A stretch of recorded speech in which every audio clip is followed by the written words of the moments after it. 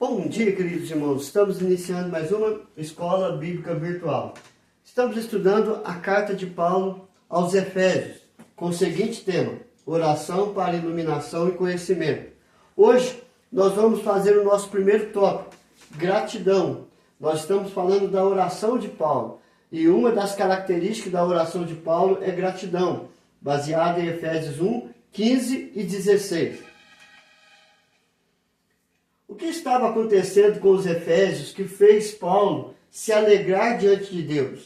O que estava acontecendo entre eles que alegrou o coração de Paulo a ponto dele orar dando graças a Deus? Isso fica bem claro quando nós começamos a ler o texto e batemos no verso de número 15.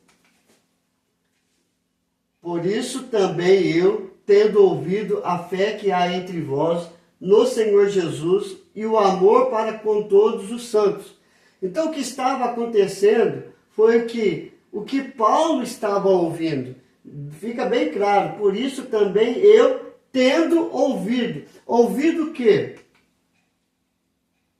O que fez Paulo se alegrar foram as notícias que chegavam a respeito da igreja em Éfeso. Que notícias eram essas que chegaram para alegrar o coração de Paulo, fazendo ele orar, dando graças a Deus? Primeiro, a fé em Jesus estava presente entre eles. A fé que há entre vós. Segundo, o amor estava sendo exercido entre eles. O amor para com todos os santos. Então você vê que duas coisas que moveram ou comoveram o coração de Paulo a ponto dele orar, dando graças a Deus. E nós vamos ver separadamente cada uma delas. Primeiro, a fé em Jesus estava presente entre eles, tendo ouvido a fé que há entre vós no Senhor Jesus. Então vamos lá. A fé em Jesus estava presente entre eles. Mas primeiro nós precisamos definir o que é fé. A palavra de Deus em Hebreus capítulo 11, verso 1, ela descreve para nós, ou ela simplifica para nós, o que é fé. Ora, a fé é a certeza de coisas que se esperam, a convicção de fatos que se não veem.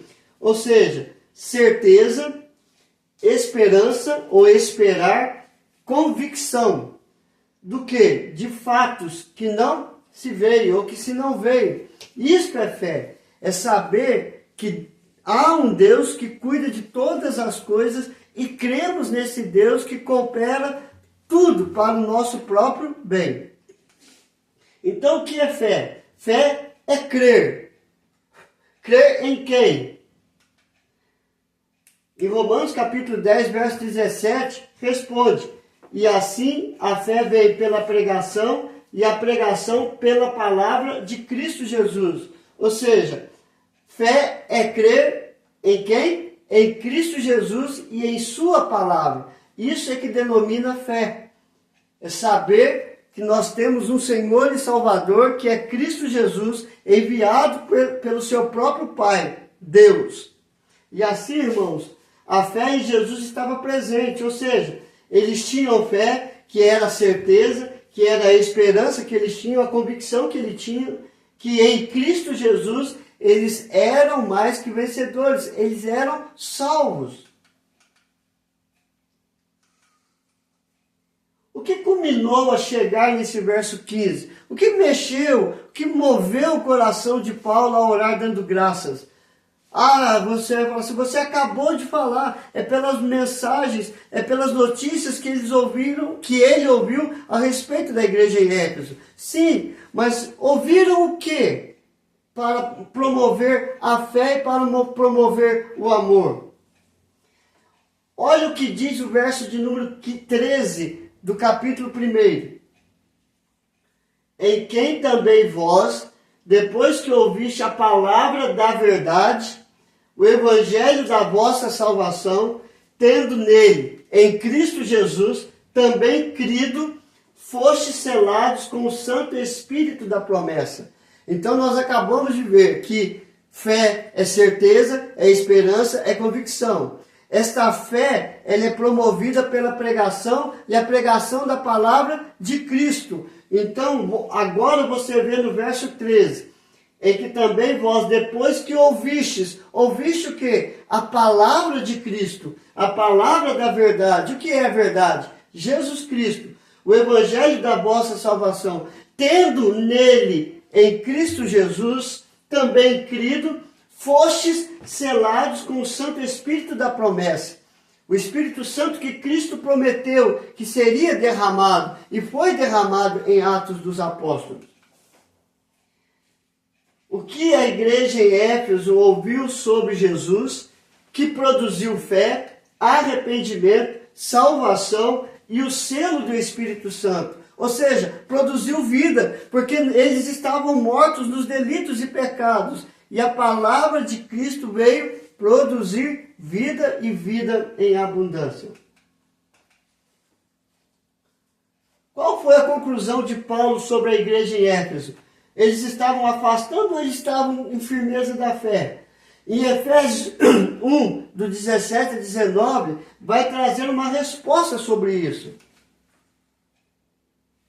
Para que o Deus de nosso Senhor Jesus Cristo, o Pai da glória, vos conceda espírito de sabedoria e de revelação no pleno conhecimento dele, de Cristo, iluminados os olhos do vosso coração, para saberdes qual é a esperança do seu chamamento, qual a riqueza da glória da sua herança nos santos e qual a suprema grandeza do seu poder para com os que cremos, segundo a eficácia da força do seu poder. Ou seja, a palavra que eles ouviram a respeito de Cristo Jesus estava produzindo firmeza na fé.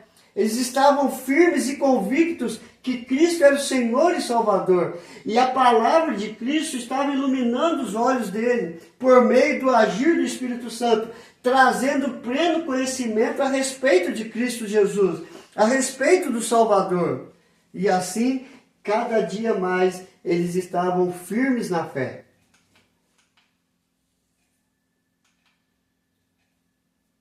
Paulo ele se alegra com as notícias da igreja em Éfeso e claramente fica nítido a firmeza da fé e no amor que a igreja de Éfeso estava caminhando. E assim, testemunhando a fé e o amor de Cristo para os outros que estavam ao seu redor. Olha o que Hebreus diz no capítulo 12, verso 2. Olhando firmemente para o autor e consumador da fé, Jesus, o qual, em troca da alegria que estava proposta, suportou a cruz, não fazendo causa de ignomínia ou maldição, e está assentado à destra do trono de Deus. Então, isso mostra para nós que se nós queremos firmar a nossa fé em Cristo e no amor de Cristo, nós temos que estar sempre olhando firmemente para o autor e consumador da fé. Paulo estava dizendo para a igreja em Éfeso e orando a Deus para que a igreja continuasse progredindo na fé e no amor. E para isso era necessário olhar para o autor e consumador da fé. Quem? Cristo Jesus. O amor estava sendo exercido entre eles. A segunda coisa que Paulo ouviu, Efésios 1,15. Como Paulo trabalhou o amor entre a igreja em Éfeso? Primeiro nós temos que olhar isso. Nós estamos falando sobre que o amor estava sendo exercido entre eles. Paulo, como fundador da igreja em Éfeso, ele trabalhou o amor na igreja. Mas como que ele trabalhou isso? Nós podemos ver em Atos 20, verso 35.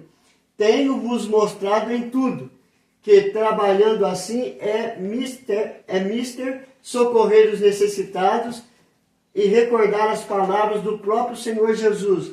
Mas bem-aventurado é dar que receber. Ou seja, tenho-vos mostrado em tudo que trabalhando assim é mister socorrer os necessitados e recordar as palavras do próprio Senhor Jesus. Mais bem-aventurado é dar que receber. Ou seja, Paulo está trabalhando a vida da igreja em Éfeso a olhar para as necessidades dos necessitados, dos órfãos, das viúvas, dos doentes. E assim, eles eram mais felizes se abrisse a mão para socorrer aos necessitados do que receber. Nós só recebemos as bênçãos de Deus quando nós doamos o que temos de melhor para os que estão ao nosso redor, socorrendo as necessidades de qualquer um. Então Paulo estava trabalhando a empatia, o altruísmo, a compaixão, a misericórdia e a graça, satisfazendo as necessidades dos necessitados. Então, Paulo trabalhou o amor e a igreja estava crescendo em estatura e graça no amor de Cristo Jesus. A fé e o amor produzem frutos na comunidade cristã. Elas se manifestam como? Se manifestam em obras, não para sermos salvos, mas para exercermos o amor que é a marca do cristão. Então, a fé e o amor, elas produzem obras, ou seja, as obras, elas são consequências da nossa fé e do nosso amor. A fé nos leva a sermos salvos por meio de Cristo Jesus. O amor faz com que pratiquemos boas obras para socorrer as necessidades daqueles que estão ao nosso redor. Mas as obras não têm poder salvífico nenhum. Elas não justificam pecados. O que justifica pecados é a fé em Cristo Jesus. Por isso que fazemos as boas obras por causa da fé que nós temos em Cristo, por causa do amor que nós temos em Cristo. Em 1 Coríntios 13, verso 13 diz: agora, pois, permanece a fé, a esperança e o amor. Estes três, porém, o maior destes é o amor. Porque a fé é a certeza que nós somos salvos em Cristo Jesus, por causa do seu amor. A esperança é que nós seremos salvos quando Cristo vier buscar a sua igreja. E o amor, ele é eterno. O amor que nós temos para com Deus, nós temos que ter para com o próximo e como a nós mesmos. É por isso que o maior de todos é o amor. A fé, quando Cristo voltar para buscar a sua igreja, a fé acabará.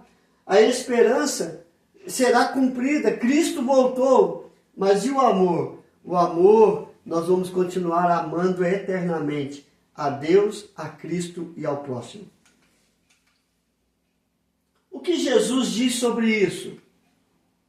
Em João capítulo 13, 35 diz: nisto conhecerão todos que sois meus discípulos, se tiverdes amor uns aos outros. O amor é o vínculo da paz. O amor é o vínculo da perfeição. O amor é a única coisa que nós devemos ficar devendo uns para com os outros.